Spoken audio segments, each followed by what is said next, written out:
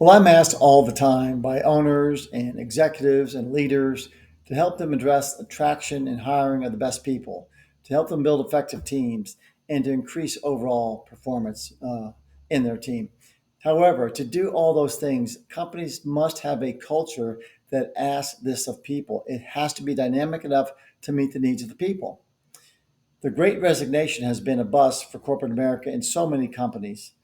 But I think the best investment as a business owner right now that you can make is to expand the employees' abilities and minimize the skill gaps that they might have. So, how do you engage and support the workforce that is experiencing the loneliness, the burnout, the fatigue, the anxiety that happened post COVID? Well, let me introduce you to Self Matters at Work. And first, let me say this. This content is based on the brain trust of one of the leading behavioral psychologists and leading business analysts in the country today. And this content, I know for a fact, has impacted thousands of people from the boardroom all the way down to the stockroom. The premise, of course, is based on people, the biggest asset in any company, helping them get a clear knowledge based strategy by overcoming problems, obstacles, patterns, and helping them get what they want, and in return, help you get what you want as a business owner in the context of your own culture. Every person in your company has a unique personality, and you have as many unique personalities as you do people. And this collective personality within your organization is what we refer to as your corporate culture. And each company is limited to the personal best of every employee in that culture. So here's my question. Is your collective personality causing you to make money? Or are you making money in spite of yourself? Or is it even keeping you from making money? Are you maximizing the personal best of each employee? The fact is, whether you have 10 people or 10,000 people in your company, there's always a philosophical line, which is where we think we want to be in terms of our corporate culture. And then there's reality, which is what people really think. And if those two are at odds, you have turnover, you have morale issues, you have performance issues, and it's probably costing you money every single day. And what separates the top performing companies from marginal companies is the delivery medium. And that medium is people. So it makes sense if an organization focuses on their people, prepares them in a way that clearly gives them an edge over the competition so they can emerge from the pack and distinguish themselves, they're the winners. They are the winners.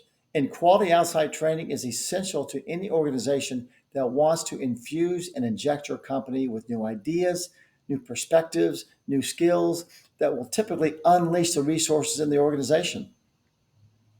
Self Matters at Work is designed to create that energy, that controversy, and impact that culture directly. The goal of all of this really is to create a vibrant, productive, resilient, and committed employee, resulting in a dynamic workplace and a dynamic culture. But you have to start by meeting the needs of the workers. And I'll tell you that the number one need is universal. It's psychological, it's group needs as well as individual needs, and that is one of acceptance. The number two need is security. The number three need is validation, belonging, and a sense of contribution. We could talk about initiatives, we could talk about mission and objectives and all of that, but you get that somewhere else. That's not who we are, and that's not what we do as Self Matters at Work. But if you want to get people committed, loyal, and motivated, understand that someone somewhere that you employ is asking some simple questions that you need answers to. Number one, they want to know, what are you doing to improve my day? What are you doing to improve my family? What are you doing to improve my security, my quality of existence, my paycheck, my sense of contribution and belonging and validation? And most of all, what can I do to help myself? That's the currency that they're looking for right now if you want to attract the best people in your organization. If you want to elevate that passion and that ambition of each of your people, help them feel connected so they become consequential, you have to show them how to build a personal infrastructure around their life. Every person you employ has a unique formula for success. And that formula will generate the most balance, the most energy, and success in their lives, however they want to measure that. The bar of excellence is being raised daily in corporate America, and consumers are becoming so sophisticated that you have to have a culture that maintains that excellence. If you look at this bell curve here, you're going to see that 31.8% are within one standard deviation, and the other 68.2% of any organization is the workforce in the middle. That's the majority. And the majority of your organization, they don't distinguish themselves positively and they don't distinguish themselves negatively. They're just there. And the top are easy to motivate because they're the movers and shakers and attitude shapers. They're the all stars. They're hitting home runs every day. They're easily identifiable. And the low ones on the bell graph where turnover occurs most, uh, they're obviously disciplinary targets. They have a lot of room for improvement. They come to work late, they leave early, they're inconsistent. But where we want to focus is the middle of the organization, the average employee, who by definition is mediocre. Now, they need upskills. They come to work on time, they leave on time, and they don't contribute either way, positively or negatively. They're kind of just there, they're hanging out. And I think they call this group the quiet quitters. But look, if their needs aren't met, you can also be handcuffed by turnover, and that becomes infectious in an organization. So they have to be skilled up. The truth of the matter is that mediocrity is a kiss of death when the bar of excellence keeps going up. These are the people that you need to get out of their comfort zone.